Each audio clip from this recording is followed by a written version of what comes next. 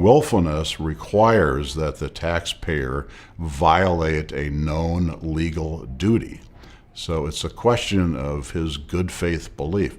If a person has a person is negligence, if a person makes a mistake, if the person has a good faith misunderstanding of the law, that does not constitute willfulness.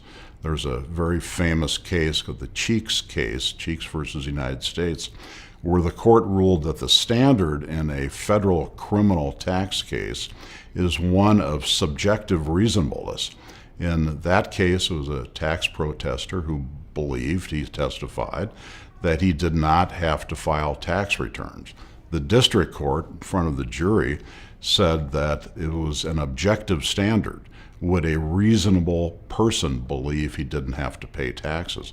And on that standard, of course, the defendant was promptly convicted. But the U.S. Supreme Court said that was the wrong standard.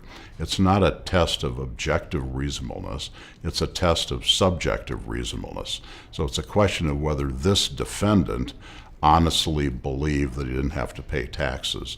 So that's a huge distinction between civil cases and criminal cases.